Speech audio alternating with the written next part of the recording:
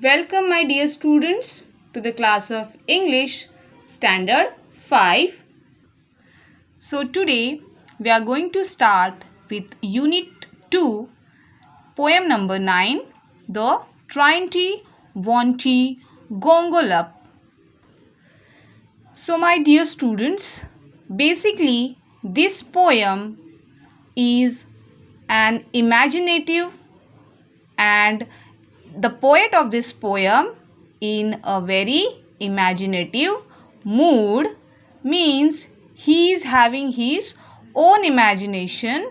He has put his own idea and own imagination in this poem, and he's talking about an imaginary insect which he is thinking in his mind and is in his imagination, which he calls the Triantiwontigongolope. So let's start with the first stanza of the poem. So I will read the first stanza of this poem first, and then I will explain it to you. There's a very funny insect that you do not often spy, and it isn't quite a spider, and it isn't quite a fly. It is something like a beetle and a little like a bee, but nothing like a woolly grub that climbs upon a tree.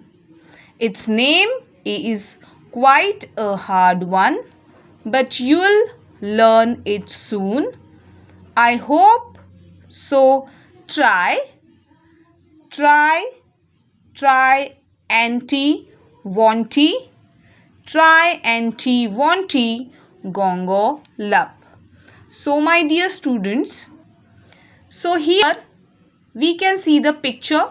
Here is our poet, and here his imaginative insect is here, and its name is Triantiwontigongolope. So our poet says that this insect is very funny, that you do not often spy. Spy means we cannot see this insect very easily, and we cannot find this insect very easily in our surrounding, and it isn't quite a spider. So poet says that this insect is not like a spider, and it isn't quite a fly, and it doesn't look like a fly also. It is something like a beetle. So basically this insect looks like little looks like a beetle. Beetle is an insect with wings which are very hard, and a little like a bee. We know that bee, the insect which provides us honey, so it is like a beetle and it is like a bee, but nothing like a woolly grub that climbs upon a tree. So this insect, it is not like the woolly little fat. Woolly means covered with wool. Grub means a worm like larva of an insect, and this woolly grub means this insect which is covered with wool, and it seems like a little worm, which is in larva. Larva means a small kid of an insect, and it is climbing upon a tree. Its name is quite a hard one, and its name is also very much hard to pronounce, but you will learn it soon, I hope. But you will learn its name to pronounce very soon, I hope. So its name is Triantiwontigongolope. Now see the second stanza here. It lives on weeds and wattle gum, and has a funny face. Its appetite is heavy, and its manners a disgrace. When first you come upon it, it will give you quite a scare, but when you look for it again, you find it isn't there, and unless you call it softly, it will stay away and mop. So try Triantiwontigongolope. So in the second stanza, our poet says that this insect lives on weeds. Weeds means unwanted wild plants which are like garbage, which are like dried also, and all the unwanted and all the garbage wild plants it lives on. And wattle gum means it is an Australian gum. It is kind of a tree, and on that tree this gum is covered, and on that gum it lives and has a funny face. And this insect is having a funny face. Its appetite means desire for food. It wants to have a food which is hearty. Hearty means large.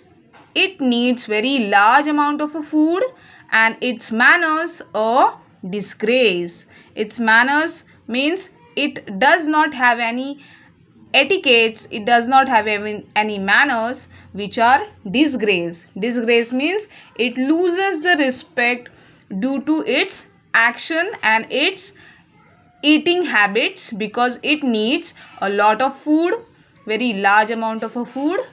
When first you come upon it, it will give you a quite a scare, which means when you will see this insect for the first time, it will give us a quite scare.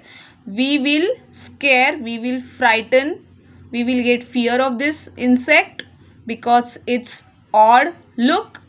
But when you look for it again, but when you will look it for one more time, after first time, you will find it isn't there. You will find that this insect has gone somewhere, and unless you call it softly, and if you want it to stay with you, you have to call it very softly, and otherwise it will go away. It will stay away and it will mop. Mop means spend your time doing nothing and feeling very sorry for yourself. So this insect needs to call softly, otherwise it will stay away and will feel very sorry. It will feel little shy.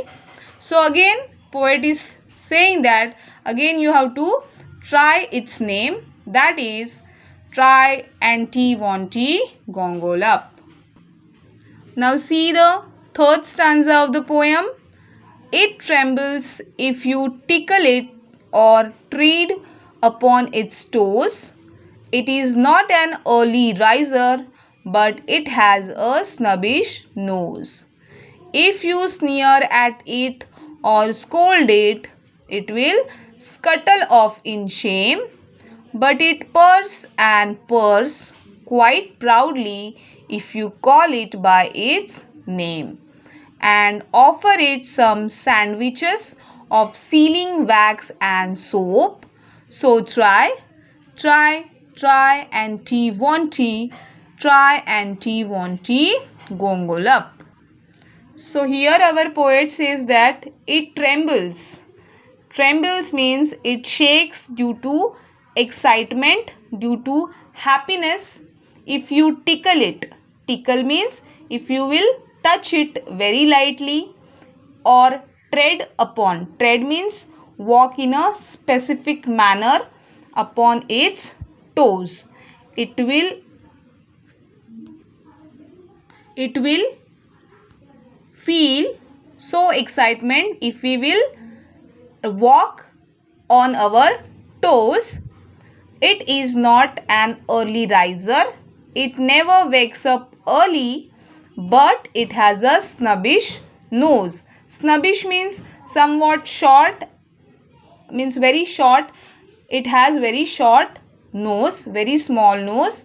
If you sneer at it, sneer means if you give unpleasant look, or if you will smile at it, or you will scold it, you will see upon him very angrily, or you will scold you, it means when you will shout on it, it will scuttle off in a shame. Scuttle means it will run quickly in a shame. Shame means getting little bit shy. But it purrs and purrs, like it is making some noises like cats. You know, cat makes this noise, purr, purr. So it is in the same way, this insect will make a noise, purr, purr, quite proudly if you call it by its name. So this insect will feel very proud and it will make voice like purr, purr, and if you will call its name and offer it some sandwiches of sealing wax and soap. If you will offer means if you will give some sandwiches of sealing wax. Sealing wax means, sealing means closed wax. Wax means that, you know, these candles are made up of that material that is called wax and soap. If you will offer, if you will give these sandwiches of wax and soap, it will be happy. So again, poet is saying to try its name, to pronounce its name, Triantiwontigongolope. Now see the fourth stanza. But of course you haven't seen it, and I truthfully confess that I haven't seen it either, and I don't know its address. For there isn't such an insect, though there are really might have seen, if the trees and grass were purple and the sky was bottle green. It's just a little joke of mine, which you'll forgive, I hope. Oh, try, Triantiwontigongolope. So in the fourth stanza, our poet says that, but of course you haven't seen it. So this poet is saying, of course, that you haven't seen such kind of insect.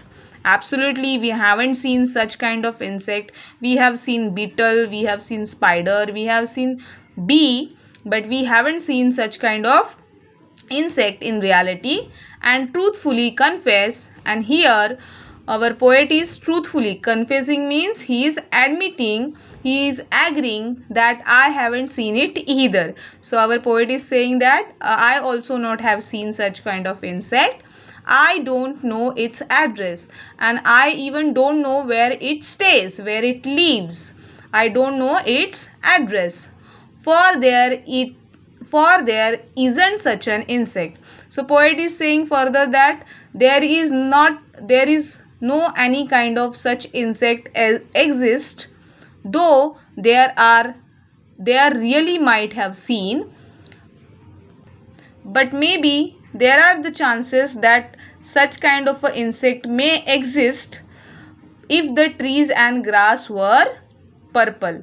If the trees and the grass color were purple, there might the chances that such kind of insect would exist, and the sky was bottle green and the sky's colors will be bottle green. So there might the chances that such kind of insect will exist. Is just a little joke of mine. So our poet is saying, I am just joking with you, which you will forgive, I hope. You will forgive me, means you will not be angry on me. I hope you will forgive me. Oh, try. So again, one more time, our poet is saying that you have to try this name of this insect, which is an imaginary insect, Triantiwontigongolope. So this poem is written by C.J. Dennis, and this poem is nothing but a kind of a prank played by a poet to us to make us laugh. So I hope, my dear students, you have understood this poem. Thank you so much, my dear students.